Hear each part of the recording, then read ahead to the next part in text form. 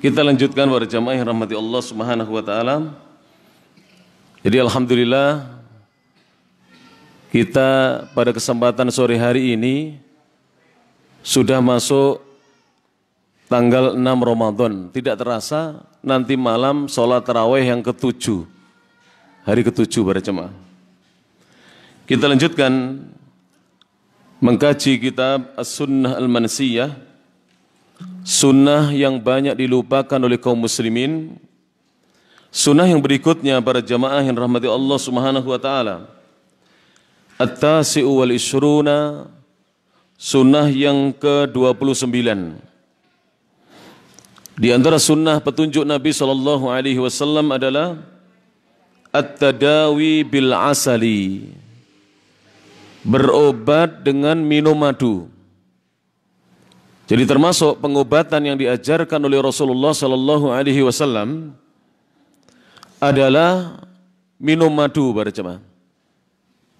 Tapi betul-betul kalau kita di Indonesia ini ketika membeli hendaknya teliti.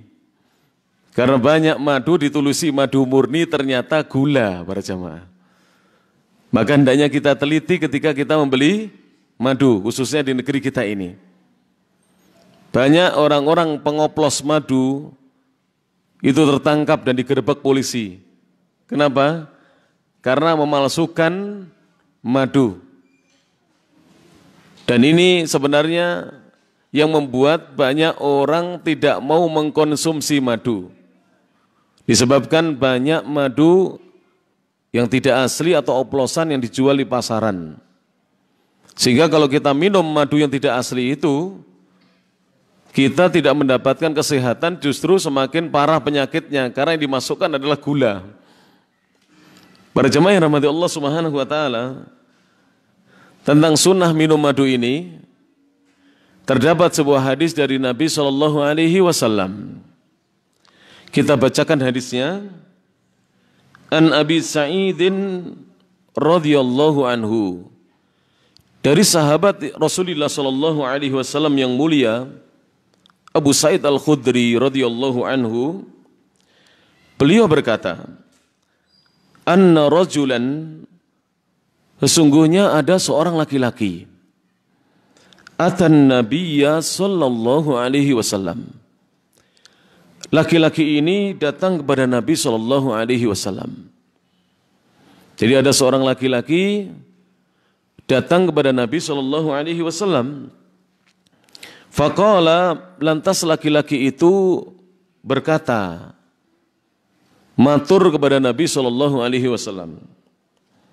Dia mengatakan, akhi, ya Rasulullah, wahai nabinya Allah, saudara laki-lakiku, yashtaki batnahu, dia merasakan sakit pada perutnya. Dia mengeluhkan ada sakit pada perutnya. Dados wetenge niku lara mawon para jemaah. Lajeng tiyang menika sowan dumateng Rasulullah sallallahu alaihi wasallam matur, bilih sedherekipun menika wetenge terus-terusan lara, sakit madaran. Faqala, maka Nabi sallallahu alaihi wasallam bersabda, iskihi asalan, berilah dia minum madu. Berilah dia minuman madu. Thumma atathaniyah. Ternyata setelah diberi resep oleh Nabi SAW untuk minum madu, supaya Allah menyembuhkan penyakit perutnya,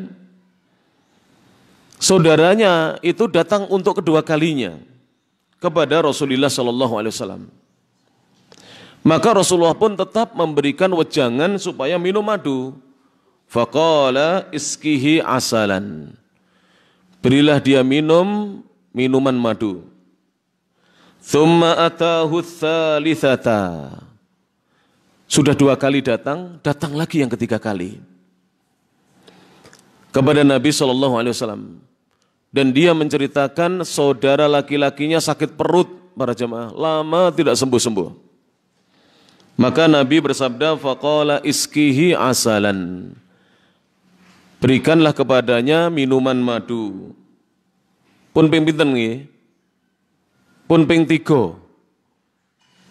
Dulure niku matur dumateng Nabi yen dulur lanange sakit madaran ora waras-waras. Mun dimimii madu dereng dipun paringi kasarasan.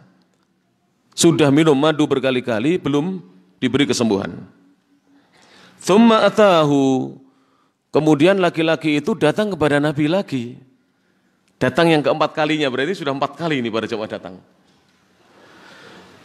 Faqala, laki-laki itu berkata, qad fa'altu ya Rasulullah, aku sudah melakukannya, aku sudah memberi minuman madu kepada saudaraku yang perutnya sakit.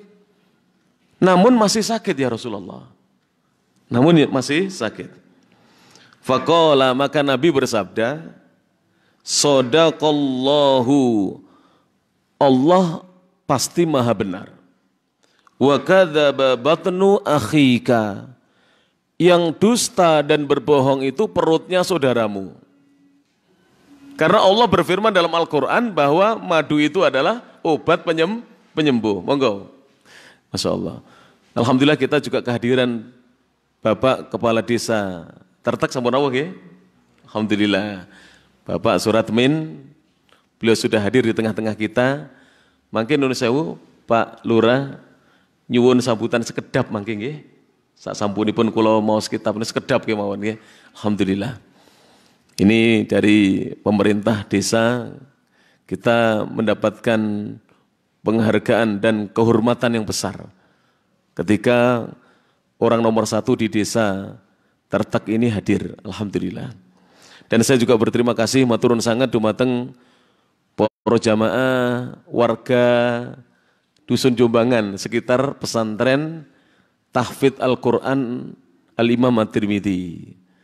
Menika janjanipun pekawisanipun Bapak Haji Zainal Arifin kalian Ibu Hajah Tuti Uthman nggih. Terus dipun paringake kangge wakaf, niatipun kangge belajar Al-Qur'an para jemaah. Nanti insyaallah biar dari panitia memberikan info sedikit setelah Bapak Kepala Desa menyampaikan sambutannya. Para jemaah yang rahmati Allah Subhanahu wa taala. Allah tidak pernah berdusta. Allah tidak akan berbohong kepada hamba-hambanya bahwa madu itu obat, asal yang diminum betul-betul madu yang asli dan murni para jemaah. Nanti saya ceritakan sedikit setelah saya membaca hadisnya. Iskihi asalan, Nabi mengatakan kembali. Ini sudah 4 kali loh para jemaah. Orang ini datang mengeluh bahwa saudaranya sakit perut dan belum disembuhkan oleh Allah padahal sudah minum madu. Maka Rasul memberikan resep lagi, beri dia minuman madu. Fasaqahu, maka laki-laki itu memberi saudaranya minuman madu. Fabaro'a, dan saudaranya kemudian diberi kesembuhan oleh Allah Subhanahu wa taala. Akhirnya sembuh para jemaah. Rawahul Bukhari, hadis ini diriwayatkan Imam Al-Bukhari. Hadis nomor 5684.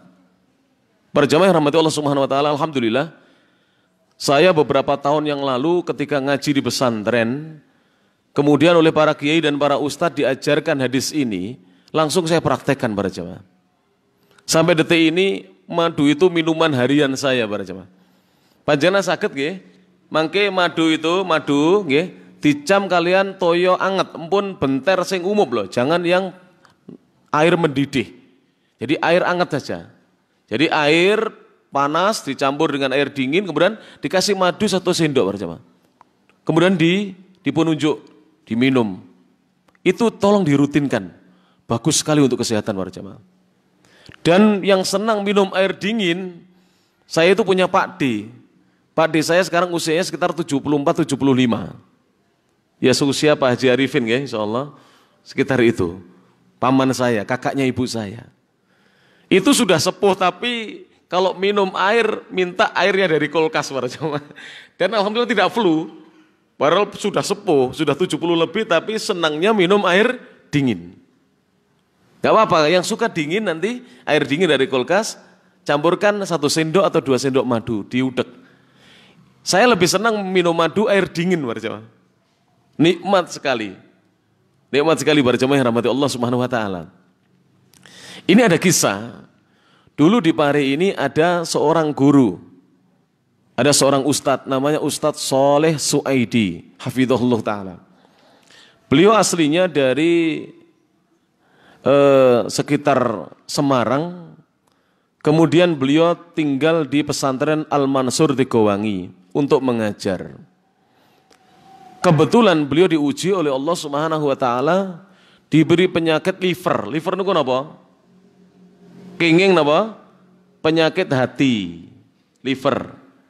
Kena penyakit hati. Dan livernya itu sudah parah. Saya tidak tahu apakah masih itu hepatitis A atau sudah B, yang jelas sudah parah.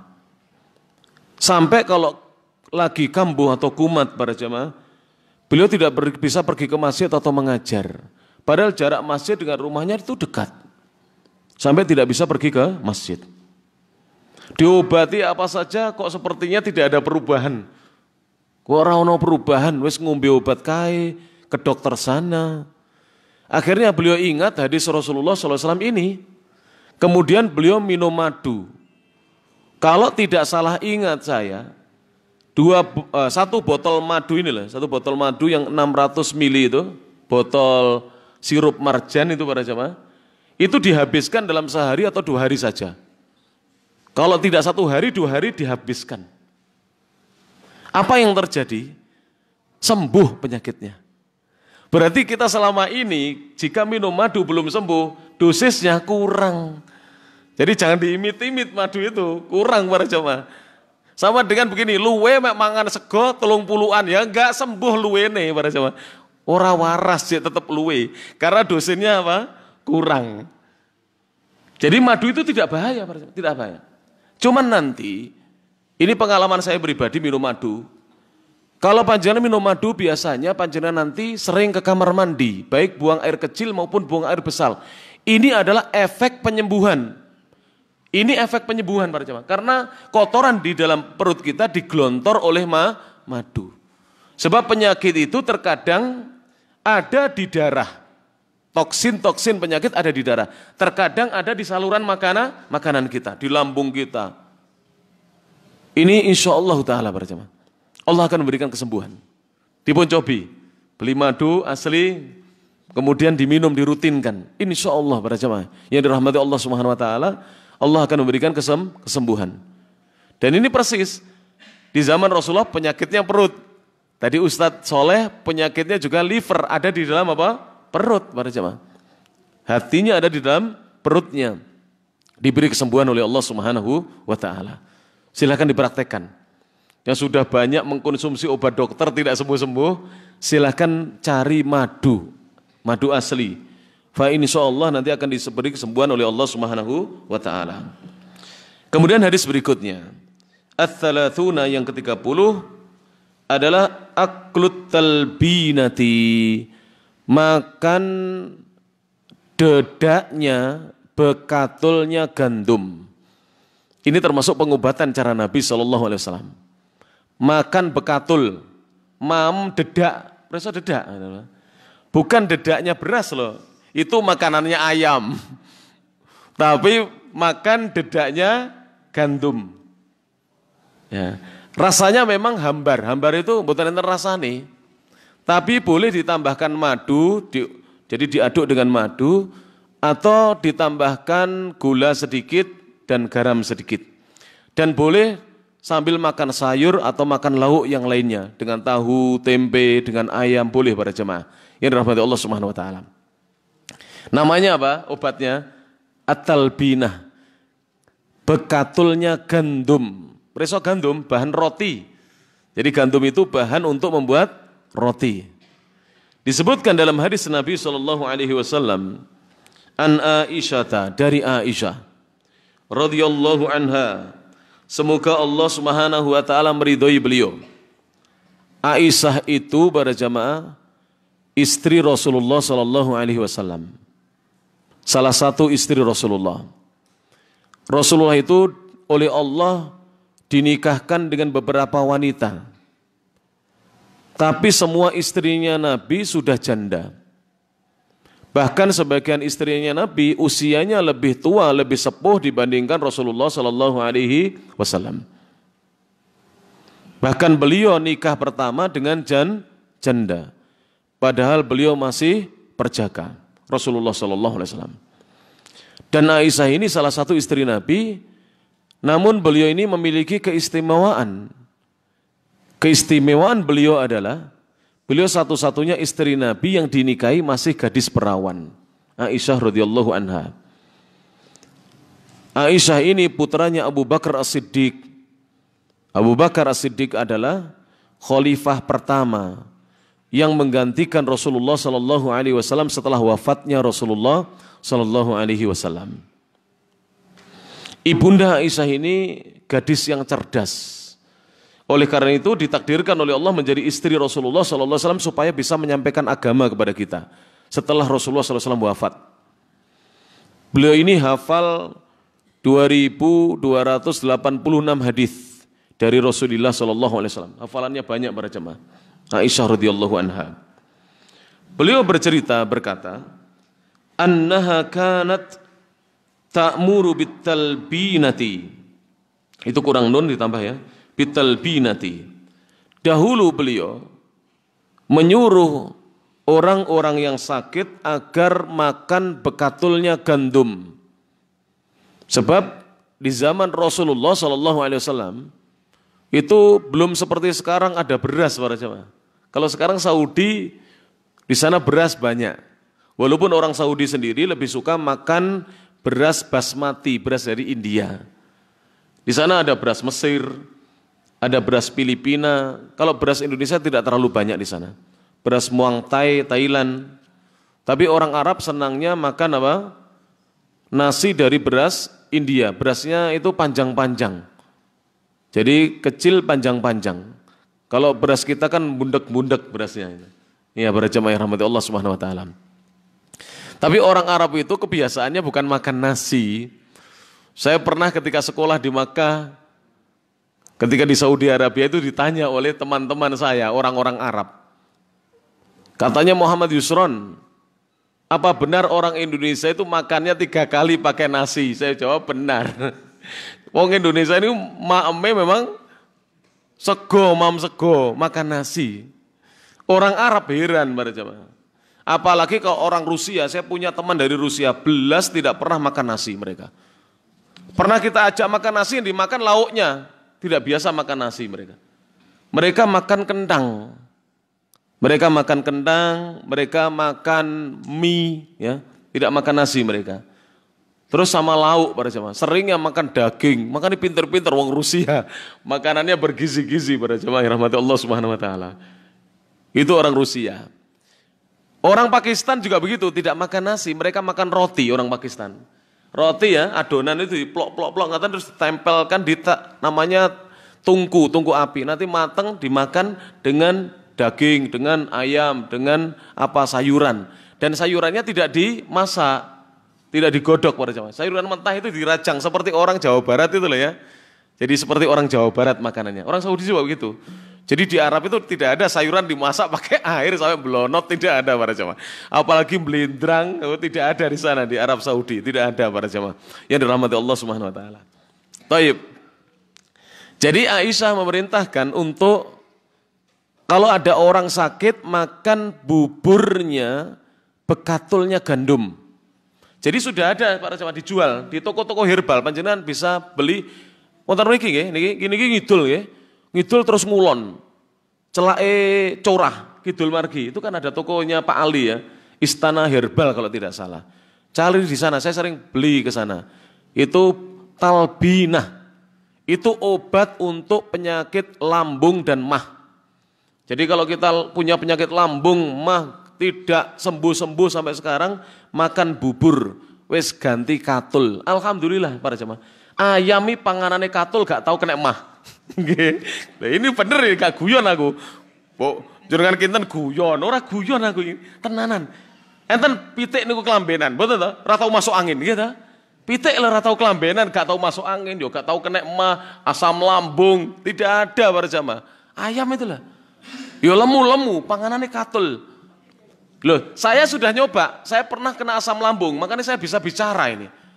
Saya bukan hanya menyampaikan hadis, nanti orang tidak percaya. Tapi saya pernah kena asam lambung, Mbak. Terus sering kula niku muntah niku toyo kecut banget rasanya. Weteng ini sering munek ngoten. Tapi bukan mah saya, asam lambung. Itu kalau lagi kumat bisa sampai sesak nafas kita sesak, asam lambung itu. Dan banyak orang yang meninggal karena asam lambung, orang ketenteni loh gitu. Banyak orang meninggal ya, meninggal jantung juga ada, liver juga ada, asam lambung juga ada para jamaah. Nah, bekatulnya gandum ini obatnya asam lambung. Saya belum meneliti, belum mencoba apakah bekatulnya beras bisa. Kalau bisa ya bagus berarti para jamaah. Nyatanya pitik kok gak pernah masuk angin ya. Ayam tidak pernah masuk angin. Kemungkinan besar bisa. Lek kolu. Kalau kita mau makan apa bekatulnya beras para jamaah yang rahmati Allah Subhanahu wa taala. Iya. Jadi ini nyata ini. Saya makan. Jadi saya ketika asam lambung saya parah itu saya 3 bulan tidak makan nasi para jamaah. Jadi saya makan bekatulnya gandum ini. Jadi gampang kok itu, ngambil 1 sendok itu sudah nanti akan apa? Jadi bubur ya. Jadi dikasih air kemudian diudek-udek di atas tunggu api, pakai apa? Panci kecil begitu. Ditambahi gula sedikit boleh, garam sedikit. Kalau nggak ditambahi rasanya hambar, tidak ada rasanya. Boten pahit, tidak pahit. Ya seperti bubur begitu, seperti buburnya anak-anak begitu. Tinggal ngasih gula atau apalah madu supaya manis pada zaman. Alhamdulillah setelah 3 bulan saya makan bubur. Jadi terus makan bubur dan ketika itu 1 bulan itu pas puasa saya masih ingat. Jadi saya sahur itu mangan katul, buka ya katul. Jadi kalau saya diundang begini saya bawa pulang nasinya, nggak berani saya makan nasi. Kumat nanti saya, asam lambung saya. Jadi saya makan katul terus pada jamaah. Tapi bekatulnya gandum. Alhamdulillah setelah meniru ayam saya sembuh pada jamaah. Disembuhkan oleh Allah Subhanahu wa taala. Benar ini. Aisyah mengatakan radhiyallahu anha wa taqulu, beliau berkata, huwal baghidun nafi'u. Bekatulnya gandum atau talbina adalah makanan yang tidak disukai. Siapa mau makan bekatul? Tidak disukai para jamaah. Namun an-nafi', namun bermanfaat untuk kesehatan. Mari yang punya asam lambung dipraktekkan. Murah itu. 1 wadah ini mungkin 40.000 itu bisa dipakai 1 bulan lebih, 40.000. Irit para jamaah. Berarti kan saya hanya makan 40.000 ya toh? Irit, tinggal lauknya saja. Boleh dengan sayur, boleh dengan tempe, tahu atau apa saja, silakan para jamaah. Ya, boleh di model encer, boleh di model seperti bubur itulah, bubur jenang sumsum itu. Nah, boleh seperti itu para jamaah. Jenang merah boleh seperti itu. Tapi dia tidak terlalu halus karena dia adalah bekatul. Tidak terlalu halus. Tapi nikmat para jemaah yang rahmati Allah Subhanahu wa taala. Bisa dicoba, yang punya sakit mah, lambung bisa dicoba. Insyaallah disembuhkan oleh Allah Subhanahu wa taala. Hadisnya rawahul Bukhari, diriwayatkan Imam Bukhari, hadis nomor 5690. Pembahasan yang berikutnya al-hadi wa thalathun, yang ke-31, al-hijamatu 'ala ar-ra'si. Berbekam mengeluarkan darah pada kepala. Ani bin Abbasin radhiyallahu anhuma, dari Abdullah bin Abbas radhiyallahu anhuma, anna Rasulullah sallallahu alaihi wasallam, sesungguhnya Rasulullah sallallahu alaihi wasallam, ihtajama, beliau berbekam, fi ra'sihi, di kepalanya. Sampun preso bekam, sudah tahu bekam para jamaah? Bekam itu cantuk bahasa Jawa nih. Bahasa Inggrisnya kaping ya, kaping kalau salah. Iya, apa? Kaping, ya. Berbekam. Kalau zaman dahulu bekam itu pakai tanduk itu sungu, ya, tanduk nanti diletakkan sesuatu itu, kemudian dibakar, kemudian ditutupi tanduk. Itu nanti kalau sudah kulitnya itu tertarik, sudah terasa tertarik, baru kemudian sayat sedikit dengan silet yang tajam. Nggak sakit itu, cuma ditempelkan aja siletnya, plek gitu. Nanti ditutup lagi dengan itu, dengan api. Itu nanti darah kotor akan keluar. Karena bekam itu mengeluarkan darah kotor. Para jemaah yang rahmati Allah Subhanahu wa taala. Saya tidak bisa bekam orang, tapi saya rutin berbekam. Alhamdulillah. Dan alhamdulillah sejak saya kenal bekam sampai sekarang ini, kalau sakit alhamdulillah langsung saya bekam, para jemaah yang dirahmati Allah Subhanahu wa taala. Di sini ada beberapa ahli bekam, alhamdulillah. Dan bekam itu tidak sakit. Awalnya memang terasa sedikit sakit, seperti gigitan semut begitu karena ditusuk dengan jarum ya. Tetapi kalau sudah biasa itu seperti orang yang ketagihan pijet. Itu kalau sakit kalau nggak dipijat itu badannya capek-capek, pegel-pegel. Kalau dipijat bisa tidur ketika dipijat itu. Saya kalau dipijat itu mesti ngantuk seliar-seliar gitu. Kalau dipijat itu para jamaah. Kadang-kadang sukan dengan yang memijatnya kita. Diajak ngomong malah kayaknya liar gitu. Kita ngantuk-ngantuk karena nikmat. Jadi usahakan kaum muslimin pernah bekam. Karena apa? Karena penyakit itu ada yang di saluran makanan dan ada yang di saluran darah. Jika kita tidak bekam, penyakitnya tetap bersarang di darah kita. Bekam, tidak sakit. Sekarang sudah ada alat modern dari Cina, itu di kop ya, disedot cut, kemudian kalau sudah melendong nanti ditunggu 3 menit, 2 menit, kadang-kadang kurang, kadang lebih. Nanti kalau sudah merah, ini merah itu tertarik darahnya. Itu kapnya dibuka, kemudian seperti pulpen ada jarumnya, cerik. Itu seperti gigitan semut enak itu, cerik. Kemudian di kap lagi, ditarik lagi, darahnya keluar. Itu yang keluar adalah darah kotor. Dan alhamdulillah para jemaah rahmati Allah Subhanahu wa taala, sakit apa saja itu sembuh dengan bekam. Saya dulu karena kegemukan saya sekarang sudah agak kurus. Biasanya ketika saya di Saudi Arabia berat saya di atas 105 kilo para jemaah. Betul-betul kelas berat. Umpama ada Indonesia ada kelas beratnya saya mungkin bisa melawan Mike Tyson, cuman gak bisa menang ya. Cuman awake tok gede. Jadi saya kelas berat para jemaah, gede badannya. Akhirnya sering sesak nafas saya karena kegemukan, sesak nafas. Itu alhamdulillah di bekam itu langsung longgar nafas kita. Dan bekam itu untuk segala penyakit apa saja bisa dibekam. Bahkan kemarin saya bekam di Saradan Madiun kepada seorang kiai di Madiun namanya Kiai Uthman atau Ustadz Uthman. Beliau ini bekam saya, kemudian cerita, saya tanya, apakah orang kena COVID bisa dibekam? Bisa Ustadz. Saya sudah membekam orang positif COVID sembuh. Dan dulu saya pernah dengar ada seorang guru di pesantren, itu putranya kena demam berdarah. Biasanya ngamar, tapi sama beliau dibekam. Setelah dibekam itu tidak perlu harus opname di rumah sakit. Masya Allah. Itulah nikmat dari bekam. Dan itu pengobatan yang diajarkan oleh Rasulullah Sallallahu Alaihi Wasallam. Jangan takut bekam itu. Insya Allah kalau sudah biasa bekam nikmat para jemaah. Panjenengan ketagihan seperti ketagihan dipijat itu. Benar. Dan bekam itu juga bisa mengobati stroke. Ada beberapa orang sudah stroke, sudah separuh itu sudah separuh lumpuh. Dibekam di kepala. Dan biasanya orang stroke itu kalau diambil darah di sini para jemaah, jadi pas di atas sini diambilin. Ini titik sekitar 70 lebih penyakit. Titik 70 lebih penyakit. Ini kalau diambil sini memang pertama sakit, tapi lama-lama itu darah seperti keluar itu, habis itu mata itu padang, kemudian ngeluh itu hilang. Itu orang stroke bisa jalan lagi. Awalnya itu sudah keple, separuh keple, berjalan lagi para jemaah. Yang dirahmati Allah Subhanahu wa taala.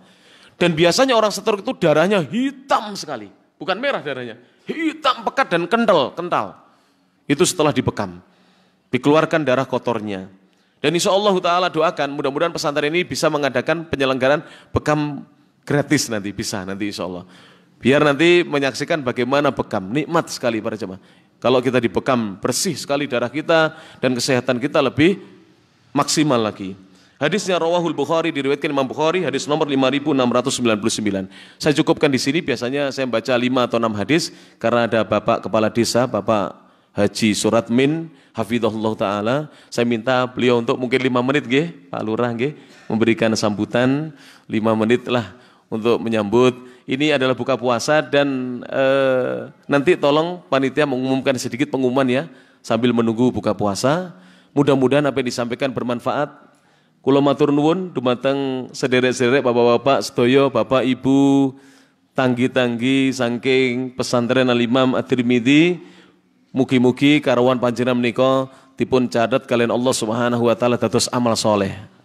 Lan mugi-mugi amal soleh kula panjenengan mangke dipun dadosake pemberat timbangan amal kebajikan kula panjenengan mangki wonten ngarsanipun Allah Subhanahu wa taala. Amin ya rabbal alamin. Matur nuwun sanget dumateng sedaya ingkang rawuh ya. Mangke sak sampunipun salat maghrib, dados saderengipun maghrib mangke buka ringan dulu. Setelah sholat maghrib pun kundur nggih, kita buka berat. Jadi setelah sholat maghrib baru buka berat. Menawi badhe dahar wonten mriki dipun sumanggaake, menawi wonten keperluan badhe dipun asta kundur nggih dipun sumanggaake. Sebagian jamaah kadang-kadang makan di sini sambil ngobrol-ngobrol, sebagian jamaah wonten ingkang kundur karena ada keperluan yang lain, monggo dipun sumanggaake. Lajeng war jamaah menika ingkang saged dipun aturaken, kula langsung aturi Bapak Kepala Desa Tertek, Bapak Haji Suratmin untuk menyampaikan sedikit sambutannya kepada kita sekalian. Subhanakallahumma bihamdik asyhadu an la ilaha illa anta astaghfiruka wa atubu ilaik. Wa akhiru da'wana alhamdulillahirabbil alamin. Assalamualaikum warahmatullahi wabarakatuh. Biar aja, biar.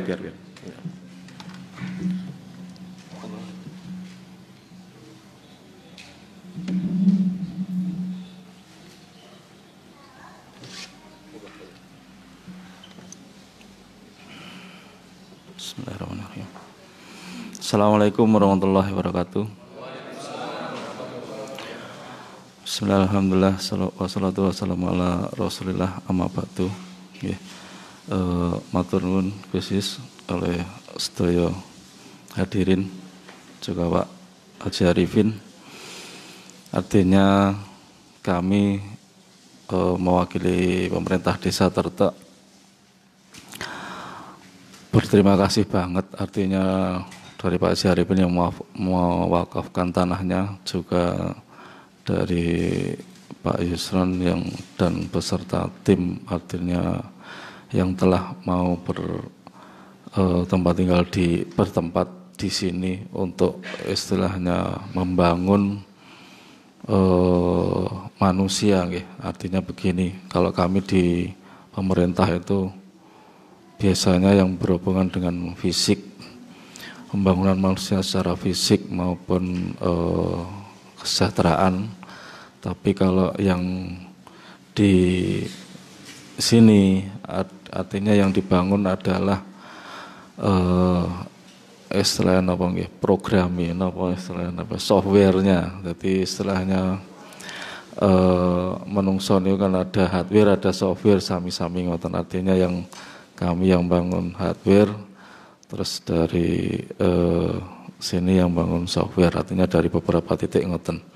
Artinya kami sangat senang kalau di desa kami ini banyak lembaga-lembaga artinya pendidikan, artinya meningkatkan kualitas sumber daya manusia, terutama di bidang keagamaan ini secara baik. Artinya apalagi pengasuhnya Gus sendiri kan dari Saudi, yang kita tahu tingkat keilmuannya cukup tinggi dibandingkan negara-negara lain di negara-negara Islam lain di dunia ini. Harapan kami juga dengan kualitas pengasuh yang tinggi menghasilkan yang tinggi pula. Artinya tadi sedikit sentuh aja hal-hal yang aplikatif tentang ilmu Islam yang mungkin seharusnya kita sudah mulai sadar, artinya bahwa kita tidak perlu silau dengan ilmu barat, tetapi sebenarnya ilmu Islam sendiri cukup tinggi. Artinya dengan begitu kita akan mboten minder, artinya percaya diri itu penting ya. Jadi kalau umat Islam itu sadar memiliki ilmu yang lebih tinggi daripada orang-orang barat, artinya berangkat dari kepercayaan diri itu akan membentuk kedepannya lebih baik. Artinya kita tidak perlu silau dengan sana karena kita akan menggali kejayaan Islam yang pernah dialami. Artinya apa? Kontribusi ilmu terhadap kebangkitan itu sangat penting memang. Jadi artinya walaupun kita tidak terasa, walaupun yang diajarkan mungkin ilmu Quran, ilmu hadis, hafalan atau apa, tapi itu sangat penting karena apa? di kehidupan ini yang sangat berperan itu adalah faktor manusia. Kalau masalah teknologi segala macam itu kan pendamping. Tapi kalau manusianya ini kualitasnya meningkat, otomatis Pak, artinya akan meningkat pula kejayaan suatu kaum seperti itu. Dan artinya ke depan mudah-mudahan kita satu sisi seperti itu juga memberikan manfaat yang lebih besar kepada seluruh masyarakat desa Tertek, khususnya di masyarakat Jumbangan dan sekitarnya. Artinya mudah-mudahan juga melebar ke kanan kiri, lebih kami memberikan mungkin sedikit masukan untuk jadi mungkin kadang-kadang kita itu ya sebenarnya di desa kita ini ya alhamdulillah muslimnya mayoritas. Kita itu sebenarnya angka muslim di desa Tertek itu 98% Pak, jadi cukup tinggi. Cuma dari situ variasi golongan maupun tingkat keilmuan ada yang awam, ada yang paham, ada itu variasi banget. Jadi kalau di desa itu seperti itu. Jadi kadang untuk itu karena kadang-kadang kalau butuh sesuatu yang butuh pengenalan. Dari pengenalan mungkin dari akhlak yang baik akan lebih terbuka terhadap masyarakat, akan mengetahui, dan saya yakin kalau masyarakat tahu apa yang kita dakwahkan, kita akan diterima dengan baik. Kalau sudah artinya hubungan kemanusiaannya sudah bisa diterima, insya Allah apa yang kita bawa akan diterima. Itu yang penting Jadi karena kadang kita itu sedikit beda aja sudah dilirik seperti itu, kadang sama aja. Saya juga seperti itu, tapi hilangkan dulu perasaan di hati, insya Allah kita akan masuk dengan leluasa. Saya juga kadang-kadang juga dilirik Pak, saya bawa jenggot panjang seperti itu kan sudah aneh. Hari ini itu memang kondisi memang aneh. Di desa juga aneh, kadang kalau di tingkat kecamatan juga aneh. Tapi kita berusaha biasa aja, kita tunjukkan yang baik dari kita. Artinya seperti itu. Kami sekali lagi terima kasih dari Gus Yus maupun Pak Haji Arifin untuk ke depan sama-sama kita membangun desa ini. Juga artinya tadi kita di hardware-nya dengan di software-nya, dan itu juga sama-sama penting kita berjalan, dan semoga nanti ke depan juga dimudahkan oleh Allah Subhanahu wa taala. Mungkin dari kami kok ada kurang lebihnya mohon maaf. Assalamualaikum warahmatullahi wabarakatuh.